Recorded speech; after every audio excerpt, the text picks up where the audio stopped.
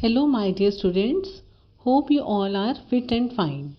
Welcome to Ritu's English classes. Today, I am going to start with the explanation of chapter 3 questions. This is chapter number 1 of 8th standard of DAV board. And the writer of this chapter is Leo Tolstoy. So let's begin. I give you a short introduction of the author. The author Leo Tolstoy of chapter 3 question was born in Russia in 1828. He was a nobleman and a firm believer in non-violence. He tells us the story with the lesson or with the moral. He does not tell us a story merely to amuse us. He is teaching us a lesson. So let's begin. In this story, 3 questions. There are 3 main characters. One is the king, who has 3 questions, and the hermit, known for his wisdom, and the wounded man. So let's begin how the story starts. Now we start this beautiful story by Leo Tolstoy. It is the story of search of an inquisitive mind for a sensible and a practical approach to life. The story begins. It once occurred to a certain king, and he wants answer for the following 3 significant questions. Question 1. What is the right time to begin work? किसी work को start करने के लिए right time क्या है? Question 2. What are the right people to deal with? कौन right people है life में? Question 3. What is the most important thing to do? और सबसे important thing क्या है लाइफ में? ये 3 questions उसके माइंड में आते हैं and let's see how he finds these answer to these. Now the king makes a proclamation in the kingdom. एक announcement करवाता है. Proclamation means announcement कि whosoever gives the right answer to his question, he will get a great reward. जो उसके question है, I have already told you once again. Question 1. The right time to begin work. किसी work को start करने का right time. Question 2. The right people to deal with. Who are the right people? Question 3. The most important thing to do. कि सबसे important thing क्या है life में? When reward was announced to give answer for these 3 questions, everyone was keen कि वो right answer दे और उसको reward मिल जाए. But जितने मुँह उतनी बातें कि तरह तरह के लोग और तरह तरह के आंसर्स आते हैं.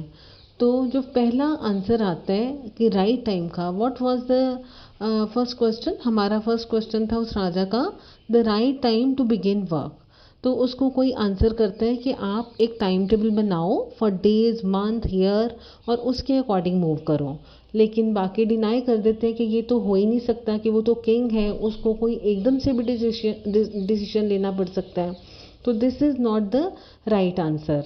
देन कई कहते हैं कि he should have a council of wise man, कि आप एक काउंसिल बिठाओ, उससे पूछकर आप डिसीजन लिया करो. बट जो दूसरे होते हैं वो उसको डिनाई कर देते हैं. But again different views in order to decide right time for right action.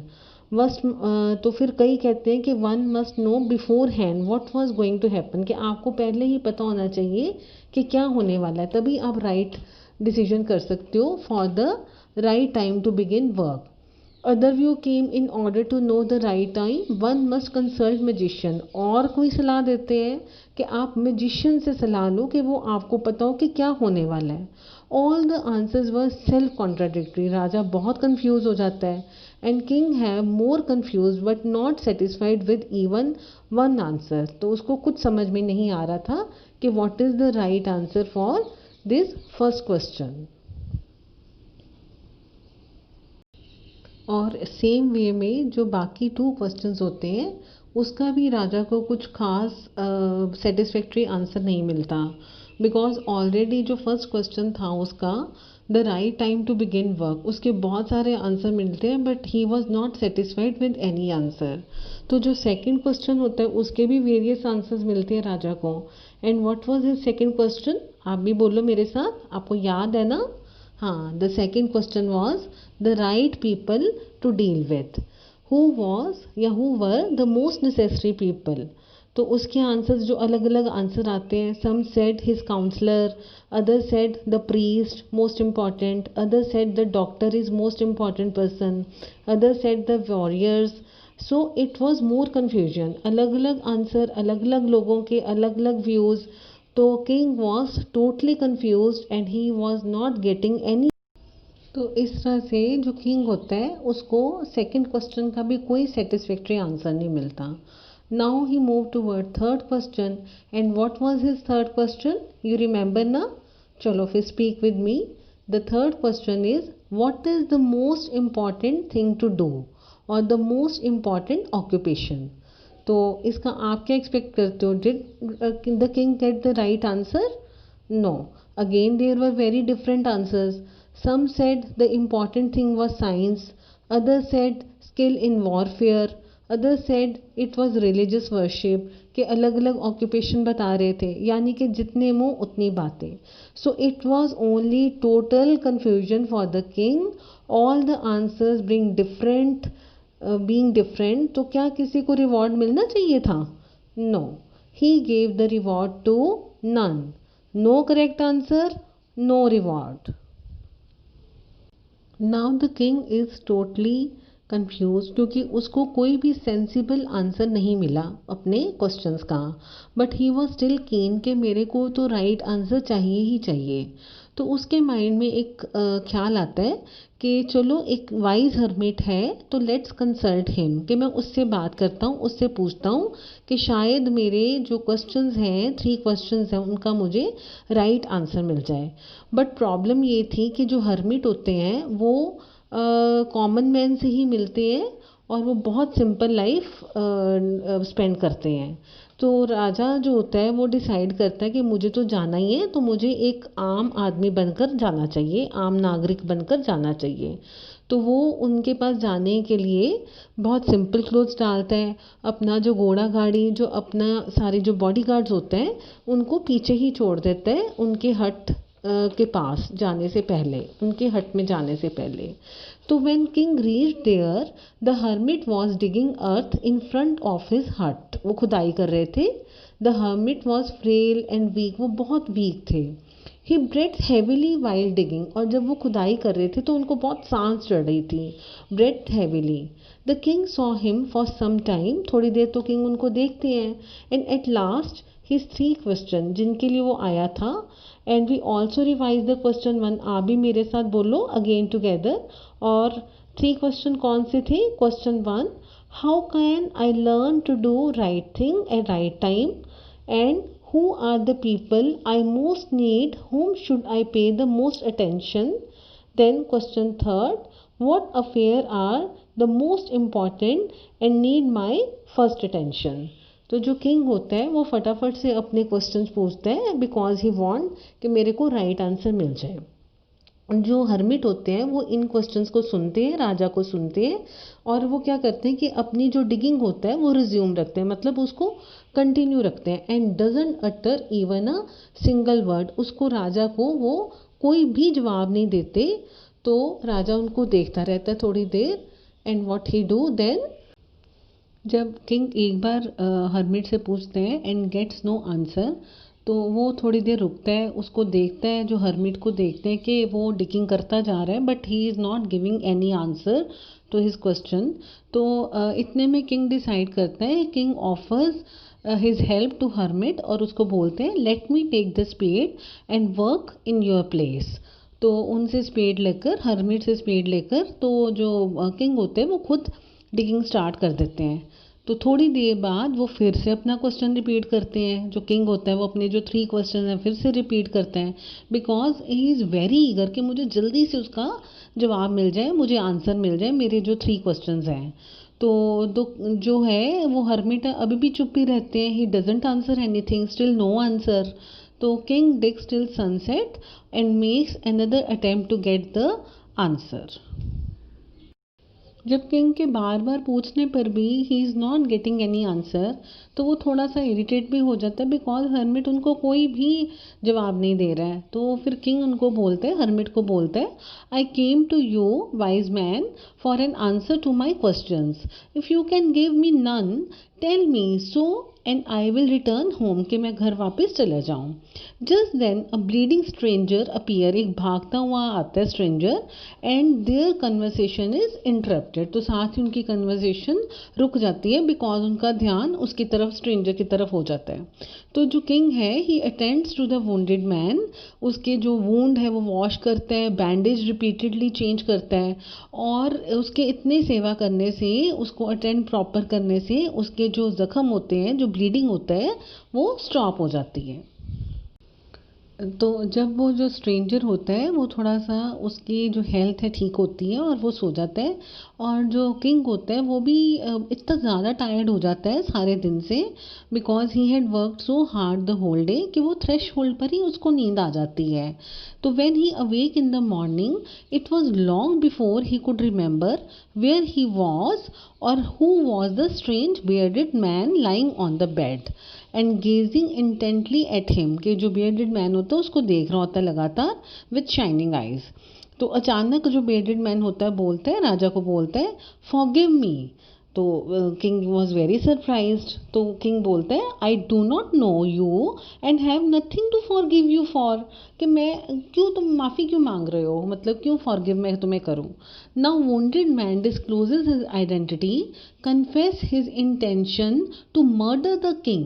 He says, I knew you and you had gone alone to see the hermit and I resolved to kill you on your way back, but the day passed and you did not return, so I came out from my ambush, अपनी hiding place से मैं बाहर निकला, ambush mean hiding place, to find you, and I came upon your bodyguard and they recognized me and wounded me। तो king के जो bodyguard होते हैं उन्होंने उसको पहचान लिया था कि ये राजा का दुश्मन है, तो उन्होंने ही उसको वुंडेड किया था, उसको जख्म पहुंचाया था।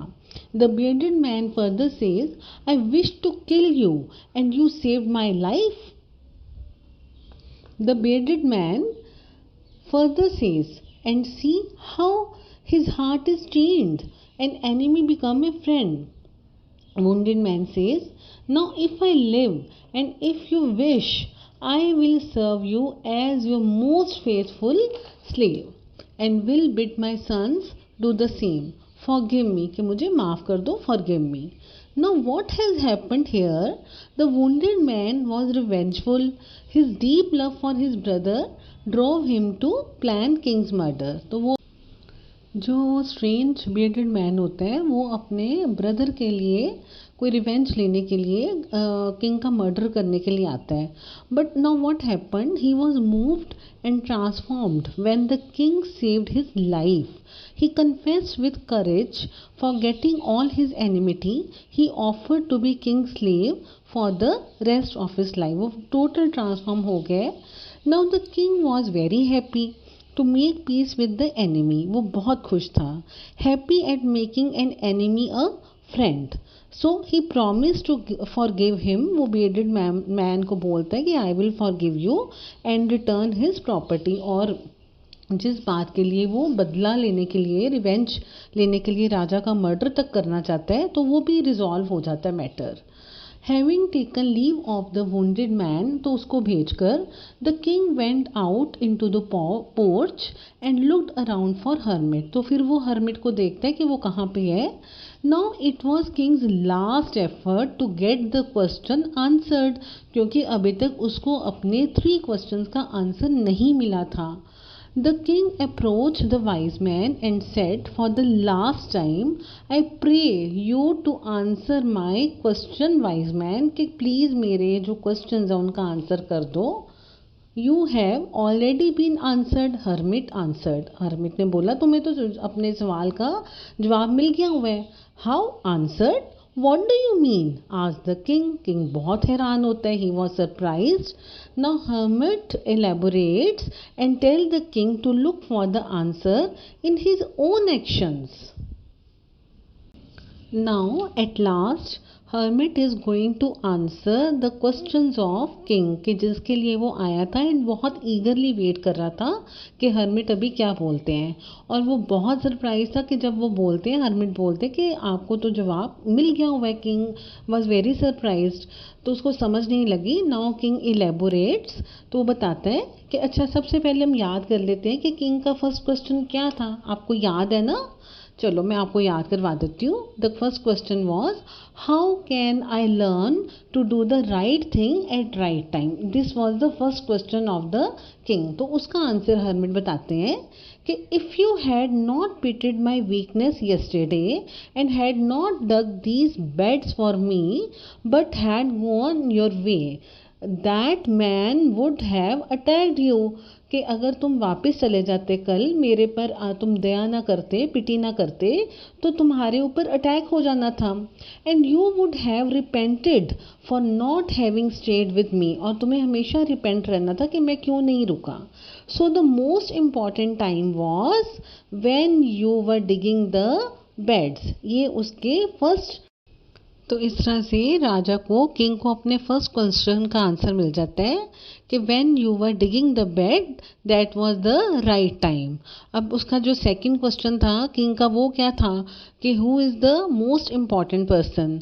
तो वो जो हर्मिट होते हैं वो बोलते हैं कि eight that time when you were digging the beds I was the most important person, कि मैं सबसे इम्पॉर्टेंट पर्सन था तुम्हारे लिए। और थर्ड क्वेश्चन क्या था किंग का? थर्ड क्वेश्चन था कि what is the right deed, कि क्या सही काम है या इम्पॉर्टेंट बिजनेस है। तो उसका हर्मिट आंसर करते हैं and to do me good was your most important business, कि तुमने जो मेरे साथ अच्छा किया that was the most important business at that time. Now hermit continues, when that man ran to us the most important time was present.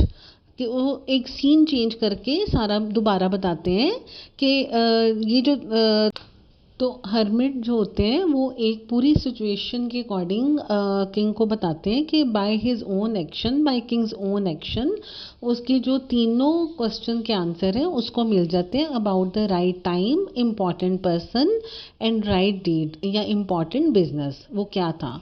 अब वो दूसरे सीन एज एग्जाम्पल लेकर भी राजा को समझाते हैं कि when that man ran to us the most important time was present when you were attending upon him, for if you had not dressed his wound he should have died without having made peace with you। तो उस time सबसे important time था कि जो तुमने उनको attend किया wounded person को। So wounded man was important man, और जो इम्पॉर्टेंट पर्सन क्या था उस सिचुएशन में? Wounded man. First it was hermit and later on the wounded man. Then most important affair और business was doing good. First helping the hermit, पहले situation में कौन थे? हर्मिट थे, जिसके लिए उन्होंने, राजा ने खुद डिगिंग की। लेकिन दूसरे सिचुएशन में कौन था? Then nursing the wounded man. So remember, then there is only one time that is important, the only time when we have power. The most necessary man is he with whom you are, and the most important affair is to do him good. To do good to other man is the most important job. तो इस तरह से जो hermit है राजा के तीनों questions के, जो 3 क्वेश्चंस हैं उसके आंसर दे देते हैं। Because for that purpose alone man was set in to the life, के मतलब हमें हमेशा अच्छे गुड वर्क ही करने चाहिए, गुड डीड ही करने चाहिए। So we should always follow this general policy. Even हम भी अपनी लाइफ में जैसे हर्मिट ने किंग को समझाया है, तो हम भी यही जो पॉलिसी अपनी लाइफ में अडॉप्ट कर सकते हैं। So this is the moral of the story. तो आपको क्या सीखा है, आप मेरे साथ बताओ। जो राजा का फर्स्ट क्वेश्चन था, किंग का फर्स्ट क्वेश्चन था, that was the right time. तो राइट टाइम जो जैसे हर्मिट ने बताया है कि जो प्रेजेंट सिचुएशन, अब आपके लिए राइट टाइम क्या है इस टाइम पे? लिव इन प्रेजेंट, कि अभी हमारे लिए इम्पॉर्टेंट है। जैसे हम ये चैप्टर पढ़ रहे हैं तो ये टाइम इम्पॉर्टेंट है। तो फिर जो सेकंड क्वेश्चन वो क्या था? Right person. तो जो राइट पर्सन है तो वो कौन है? अभी प्रेजेंट सिचुएशन में जैसे आपके लिए मैं इम्पॉर्टेंट हूँ और मेरे लिए आप सब स्टूडेंट्स इम्पॉर्टेंट हो, और इसी तरह से जो राइट बिजनेस या इम्पॉर्टेंट बिजनेस क्या है, टू डू गुड, के मतलब जो भी हम कर रहे हैं वो अच्छे से करें, because we know if you do good you will have good. अगर आप अच्छे से अपना चैप्टर कंसंट्रेट करोगे, मेरे से समझ लोगे, तो you will have good understanding, and good understanding will get you good knowledge and good marks. तो इस तरह से right time, right person and right business, ये आपके जो 3 क्वेश्चंस थे, और अभी हमने इस अपनी सिचुएशन के अकॉर्डिंग भी समझा है, और जो हर्मिट है उन्होंने भी किंग को समझा दिया। So the approach to life should be philosophical as well as practical. और अगर हम टाइटल देखें इस चैप्टर का, 3 क्वेश्चन, ये बिल्कुल राइट टाइटल है, because it arouse interest. So finally, the king get answer to his 3 questions, and he was very happy, and he happily come back to his kingdom, and wishes you success in life, कि आप भी उसकी तरह ये तीनों answers जो उसको मिले हर्मिट से वो फॉलो कर सकते हो, and understand well about the right time, right person and right work या business. So say thank you, bye bye, all the best.